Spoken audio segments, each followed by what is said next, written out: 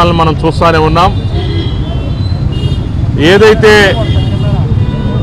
Telugu Desam party నాయకులు పదే పదే మరి దేవాలయం అని చెప్పుకునేటువంటి దేవాలయంలో మరి ఆ పార్టీకి సంబంధించినటువంటి అధికార ప్రతినిధి పట్టాభి అనేటువంటి ఒక వ్యక్తి పత్రికా సమావేశం నిర్వహించి ఆ సమావేశంలో జగన్మోహన్ రెడ్డి గారిని, వైఎస్ఆర్ కాంగ్రెస్ పార్టీని, అదేవిధంగా పోలీసు వారిని అందరినీ కలిపి అసభ్య పదజాలంతో మరి దూషించినటువంటి పరిస్థితి ఈ రాష్ట్ర ప్రజలందరికీ కూడా తెలుసు. అందరూ ఈ 2-3 రోజులు చూస్తూ ఉంటారు, విన్నా ఉన్నారు.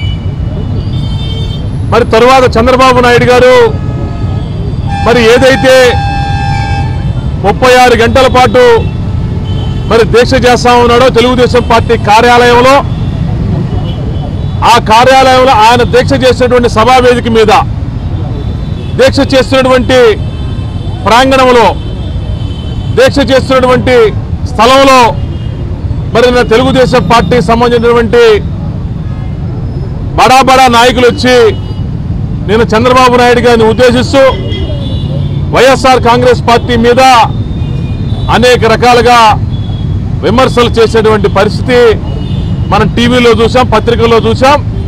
తెలుగుదేశం పార్టీకి సంబంధించినటువంటి సోషల్ మీడియా గ్రూపుల్లో కూడా మనం చూసినటువంటి పరిస్థితి.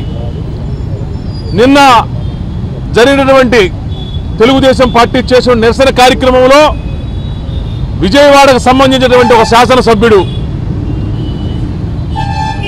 బోండా ఉమా గారు, అంటే మాజీ శాసనసభ్యుడు బోండా ఉమా అనేటువంటి ఒక వ్యక్తి జగన్మోహన్ రెడ్డి గారిని మరలా ఏదైతే పట్టాభి మాట్లాడేటువంటి మాటని మళ్లీ ఒక్కానిస్తూ ఈ రాష్ట్రంలో బోచడికి పరిపాలన సాగుతున్నటువంటి మాటని, బోండా అనేటువంటి మాట నిన్న అనటం కూడా జరిగింది. అదేవిధంగా ఈ రాష్ట్రంలో చంద్రబాబు నాయుడు అనేటువంటి వ్యక్తి ఒక్క చిటికేసే తాడేపల్లిలో ఉన్నటువంటి వైఎస్ఆర్ కాంగ్రెస్ పార్టీ కార్యాలయం 1 గంటలో కుప్పకూల్ చేస్తాం, భూస్థాపితం చేస్తామని చెప్పేసి నిన్న బోండా మాట్లాడుతున్నటువంటి పరిస్థితి మన టీవీలో, సోషల్ మీడియాలో మనం చూసాం. నేను ఒకటి అడుగుతా ఉన్నా బోండా అని, నిన్న చంద్రబాబు నాయుడు గారి సభ మీద, చంద్రబాబు నాయుడు ఉన్నటువంటి వేదిక మీద ఏదో నీ సింహం ఉంది, ఆ సింహం ఉంది కాబట్టే నువ్వు మాట్లాడేటువంటి పరిస్థితి ఉంది. నేను ఒకటైతే చెబుతా ఉన్నా, నీకు జగన్మోహన్ రెడ్డి గారు అవసరం లేదు. కేవలం ఒకటి చెబుతా ఉన్నా, నీకు కానీ దమ్ము కానీ ధైర్యం కానీ ఉంటే 1 గంటలో తాడేపల్లిలో ఉన్నటువంటి వైఎస్ఆర్ కాంగ్రెస్ పార్టీ కార్యాలయాన్ని కుప్పకూలుస్తామని చెప్పి అన్నావు కదా, రా, నీకు దమ్ముంటే ధైర్యం ఉంటే నేను చెబుతా ఉన్నా. సమయం నువ్వు చెప్పినా సరే, ప్లేస్ నువ్వు చెప్పినా సరే, లేకపోతే నన్ను చెప్పమన్నా సరే, నీకు కానీ దమ్ముంటే, నీకు కానీ ధైర్యం ఉంటే, నువ్వు కానీ నిజమైనటువంటి ఒక వ్యక్తికి, ఒక అబ్బకి, ఒక అమ్మకి కానీ పుట్టుంటే నువ్వు అన్న మాటలకు నువ్వు నిలబడాలని చెప్పేసి కూడా నేను బోండామని అడుగుతా ఉన్నా. నువ్వు చెబుతావు కదా, ఏదో పెద్దగా నోరు దించుకొని, పెద్దగా గొంతంతా పెద్ద చేసుకొని ఈ రాష్ట్రంలో నీకొక్కడికే గొంతుంది, నువ్వు ఒక్కడివే మాట్లాడగలననేటువంటి ధీమాతో నువ్వు గొంతు దించుకొని చంద్రబాబు నాయుడు గారి ముందు మేరబాణిగా నువ్వు మాట్లాడుతానన్నావే.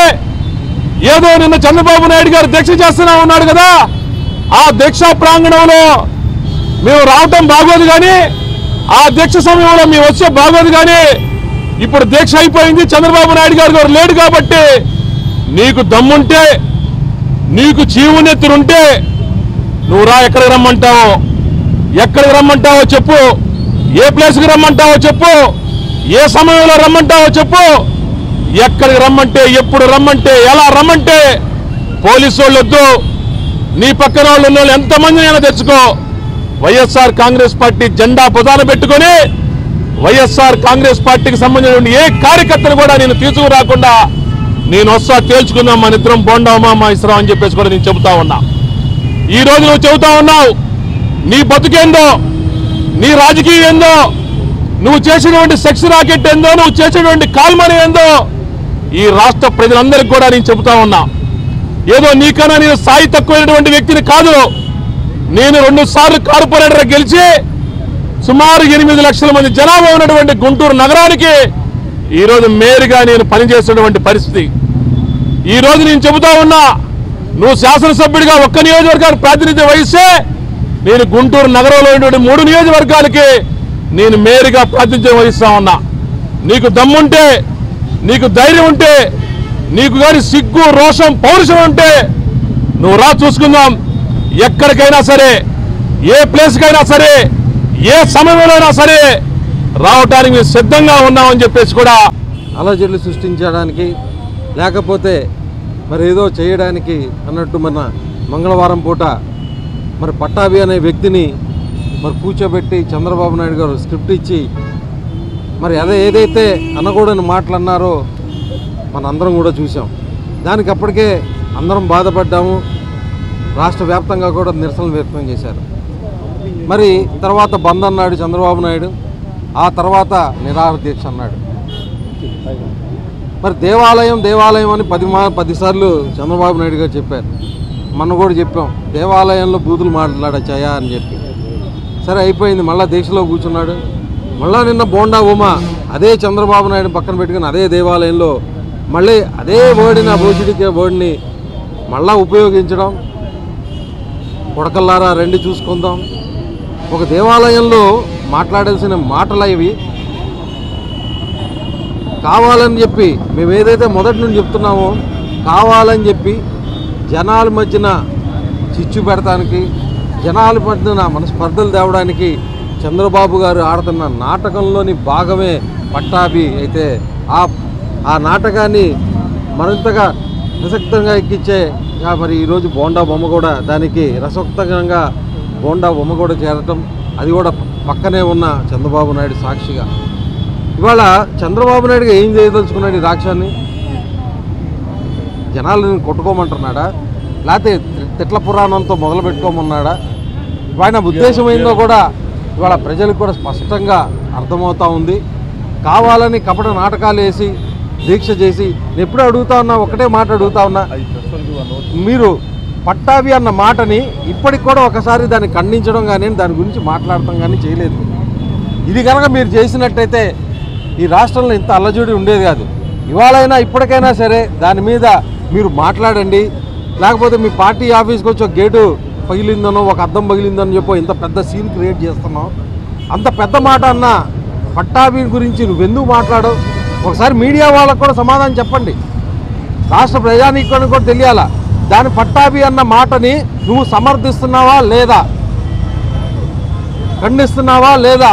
ఈ మాట కన్నా నువ్వు అన్న తర్వాత నువ్వు ఏదైనా కానీ చెప్తే ప్రజలు నమ్ముతారు, మేము కూడా నమ్ముతామని చెప్పి మీ అందరూ కూడా తెలియజేస్తూ, మరి ఈరోజు బోండా బొమ్మ మీద పురుషజాలం ఆయన వాడిన పురుషజాలం ఎలాంటిగా ఉందో ఒకసారి మరి ఆ క్లిప్ కూడా మేము హ్యాండ్ ఓవర్ చేసాం సిఐ గారికి. ఆయన మీద కంప్లైంట్ కూడా ఇచ్చాం.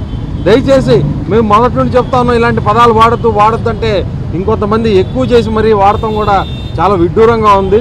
కనీసం ఇవాళకన్నా మీరు నోరు మూసుకున్నట్టంటే మరి రాష్ట్రం ప్రశాంతంగా ఉంటుందని చెప్పి మరి తెలియజేస్తూ, మరి బోండా ఉమ్మగారిని తక్షణమే అరెస్టాడు. కానీ చంద్రబాబు నాయుడు గారు ఎందుకో తప్పుల మీద తప్పులు చేస్తున్నాడు.